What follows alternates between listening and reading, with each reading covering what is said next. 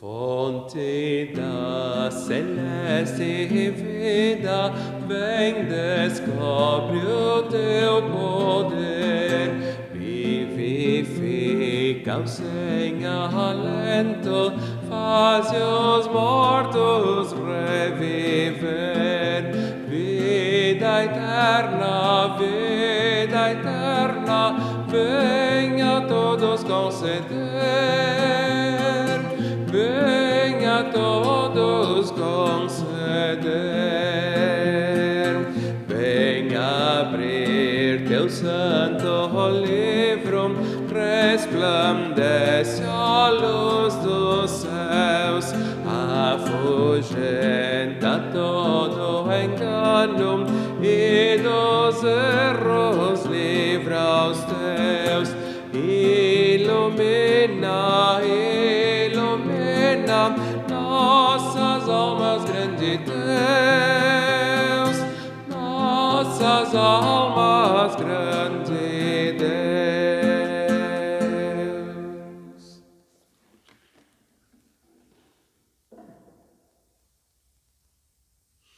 Jesus diz aos seus discípulos: não vos deixarei órfãos, voltarei para vós outros. João 14, 18.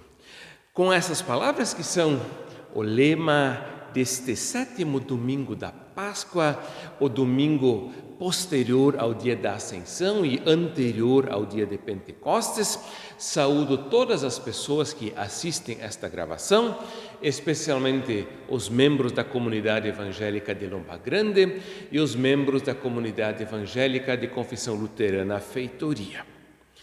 Nas últimas semanas já temos ouvido mais vezes lemas da respectiva semana que são extraídos do Evangelho de João no capítulo 14. Por exemplo, ouvimos há algumas semanas: eu sou o caminho e a verdade e a vida. Ouvimos, acho que foi na semana passada, a promessa de que quem guardar a palavra de Cristo, a ele, o Pai e o Filho virão e tomarão morada nesta pessoa. Hoje temos novamente um lema que vem de João 14, no caso aqui versículo 18: não vos deixarei órfãos, voltarei para vós outros. Essa palavra ela é especialmente relevante exatamente neste contexto em que o ano litúrgico se encontra, exatamente como já disse, entre Ascensão e Pentecostes. Graças a Deus que não é bem assim, mas num certo sentido eu vou dizer uma vez desta forma, esses 10 dias entre Ascensão e Pentecostes são uma espécie de dias sem Deus. Afinal, antes de Ascensão, Jesus estava com os seus discípulos e o Espírito Santo vem só depois de Pentecostes. Esses 10 dias entre uma festa e outra ficam, por assim dizer, formam uma espécie de vácuo onde os discípulos de Jesus aguardam a manifestação e a presença divina. Claro que a presença divina já se encontrava com eles, afinal de contas, o Pai Criador nunca abandonou a sua criação, mas nessa relação entre o Filho e o Espírito Santo, estamos nesse período de transição, onde então o Filho volta ao Pai, mas o Espírito ainda não foi enviado, e por isso essa promessa é tão relevante de que diz aos discípulos: eu não vou deixar vocês como crianças sem pai ou sem mãe, mas eu vou voltar a vós outros agora por meio do Espírito Santo. Realizamos estes momentos de gravação, de meditação, louvor e oração, em nome do Trino Deus, que é Pai, Filho e Espírito Santo. Amém. Leio do livro de Atos, capítulo 1, versículos 15 a 17 e 21 até 26. Naqueles dias levantou-se Pedro no meio dos irmãos. Ora, compunha-se a assembleia de umas 120 pessoas, e disse: irmãos, convinha que se cumprisse a Escritura que o Espírito Santo proferiu anteriormente por boca de Davi, acerca de Judas, que foi o guia daqueles que prenderam Jesus. porque ele era contado entre nós e teve parte neste ministério. É necessário, pois, que dos homens que nos acompanharam todo o tempo que o Senhor Jesus andou entre nós, começando do batismo de João até o dia em que dentre nós foi levado às alturas, um destes se torne testemunha conosco da sua ressurreição. Então propuseram 2, José, chamado Barsabás, cognominado Justo, e Matias. E orando disseram: Tu, Senhor, que conheces o coração de todos, revela-nos qual destes 2 tens escolhido para preencher a vaga neste ministério e apostolado, do qual Judas se transviou, indo para o seu próprio lugar. E os lançaram em sortes, vindo a sorte a recair sobre Matias, sendo-lhe então votado lugar com os 11 apóstolos. A graça do nosso Senhor Jesus Cristo, o amor de Deus, nosso Pai, e a comunhão do Espírito Santo sejam com todos nós. Amém. Queridos irmãos, caras irmãs, temos aqui diante de nós uma passagem bíblica que retrata uma cena, uma situação que se passa exatamente no período entre Ascensão e Pentecostes. Jesus já voltou ao Pai, mas o Espírito ainda não foi enviado, e agora o evangelista Lucas então diz que naqueles dias, em algum momento destes 10 dias entre Ascensão e Pentecostes, Pedro, que já no tempo de Jesus tinha sido assim o porta-voz, o discípulo mais proeminente entre os 12, ele se levanta e dirige a palavra à comunidade, que nesse meio tempo ela era composta por aproximadamente 120 pessoas. Sabemos que na Bíblia, sempre de novo, números não são apenas relatos de determinados dados matemáticos, mas números muitas vezes também têm um significado simbólico, e o 120, neste caso, também tem o seu significado, afinal, 120 é a multiplicação de 12 por 10. 12 tribos compunham o povo de Israel. Jesus chamou 12 discípulos, 12 apóstolos, simbolizando com esses 12 a criação do novo povo de Deus. E agora nós temos essa multiplicação de 12 por 10, para simbolizar que de fato esse novo povo de Deus que está ali como semente nos apóstolos vai se tornando uma árvore que vai ser a igreja de Jesus Cristo. 120 pessoas, além disso, podemos também com isso ser lembrados do fato de que Jesus não tinha apenas os 12 seguidores, mas tinha um número maior de seguidores, embora aqueles 12 compusessem assim, o núcleo duro dos discípulos e discípulas de Jesus. E agora Pedro dirige a palavra aos irmãos, dizendo: convinha que se cumprisse a escritura que o Espírito Santo proferiu anteriormente por boca de Davi, acerca de Judas, que foi o guia daqueles que prenderam Jesus. Não vamos entrar aqui em minúcias a respeito da traição de Jesus por meio de Judas, mas o que me interessa aqui é que o Pedro ele diz que convinha que se cumprisse a escritura que o Espírito Santo proferiu. Em algumas gravações anteriores eu mencionei, quando nós falamos a respeito do sofrimento e da morte de Jesus, falei da distinção entre algo contingente e algo necessário. Algo que é necessário é assim e não poderia ser diferente. Algo que é contingente é assim, mas poderia eventualmente ter sido diferente. A gente não sabe. Por exemplo, quando sai de casa, a gente imagina que vai chegar ao mercado, mas nenhum ser humano pode garantir que isso vai acontecer. E assim é toda a nossa vida, cheia de contingências. E assim também com Jesus. Quem é que podia dizer que aquele homem, servo de Deus, mensageiro de Deus, profeta do Senhor, filho de Deus, fosse condenado à morte e crucificado como um criminoso. Ninguém podia imaginar isso. Ninguém de sã consciência, pelo menos. Ninguém de bom senso, ao menos. Uma grande injustiça contra um homem inocente. Algo contingente que a gente não poderia ter imaginado. E por outro lado, a Escritura, então, depois que passa a ressurreição de Cristo, então ela aponta para o fato de que esse sofrimento de Cristo, ele não foi apenas contingente, mas foi necessário, pois cumpriu o plano de Deus de salvar a humanidade. O próprio Jesus, já nos seus anúncios de sua morte e ressurreição, tinha falado dessa necessidade, mas é claro que os discípulos, que vivem no mundo contingente, eles não tinham como compreender e imaginar isso. E agora aqui também.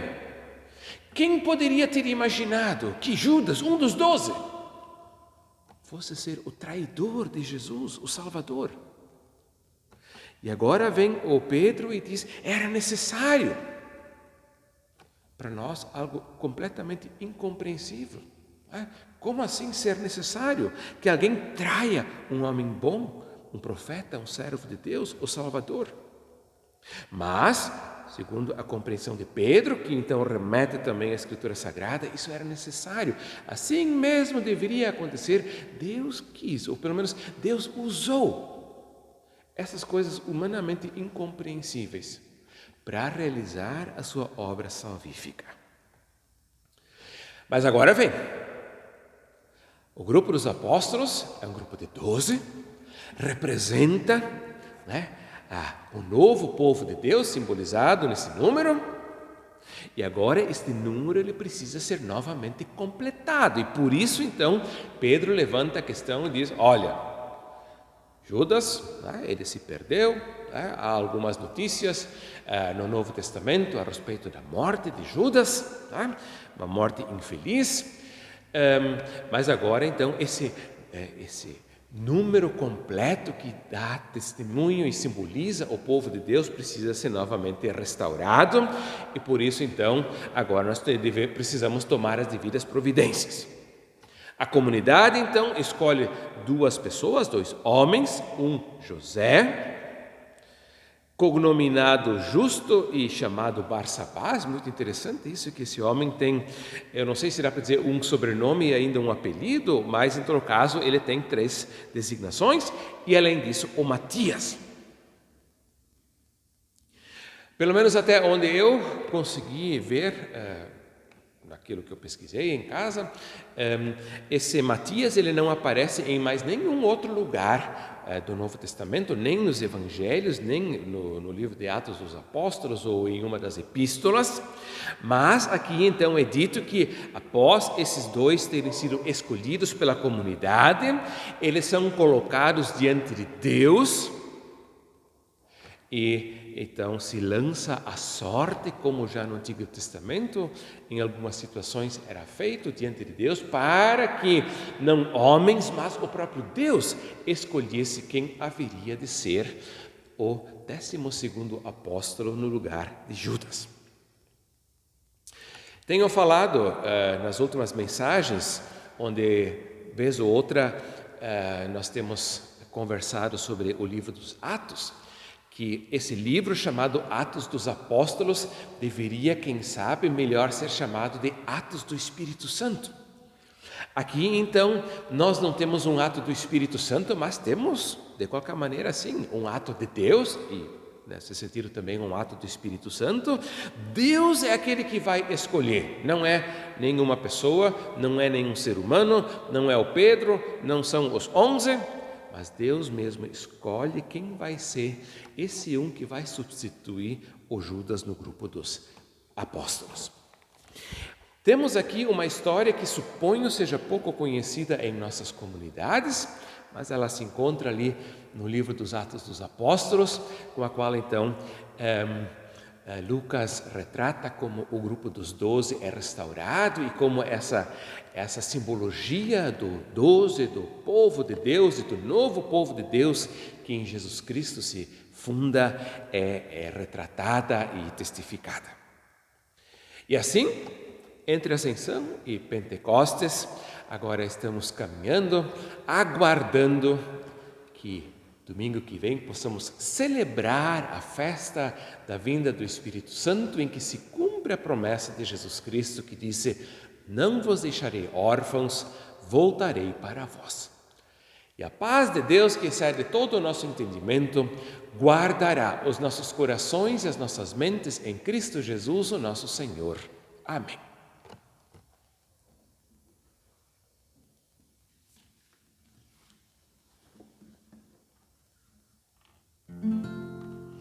Cantei no início hino número 617 do livro de canto da ESLB, Fonte da Celeste Vida, as estrofes 1 e 2. Vou entoar ainda as estrofes 3 e 4. Na leitura desta Bíblia, dá-nos alegria, Senhor, tendo pelo teu ensino comunhão em santo amor. Exultemos, entoando teu louvor, entoando teu louvor. Pelo estudo da palavra, aprendamos de Jesus. Ó, concede os belos frutos que tua instrução produz, e teremos alegria e vida em nós, alegria e vida em luz.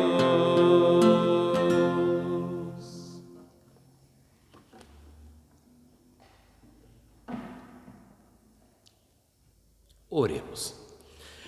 Graças, Senhor, rendemos pela Tua palavra. Obrigado pela festa da Ascensão, pela lembrança de que Jesus Cristo, Teu Filho, que por nós morreu e ressuscitou, 40 dias após a Páscoa, voltou a Ti, de onde havia vindo e por quem havia sido enviado. Obrigado, Senhor, que esse Senhor Jesus Cristo prometeu a seus seguidores, prometeu a todos os seus discípulos não deixá-los sós, não deixá-los órfãos, mas lhes deu a promessa de retornar, de voltar a eles por meio do Espírito Santo.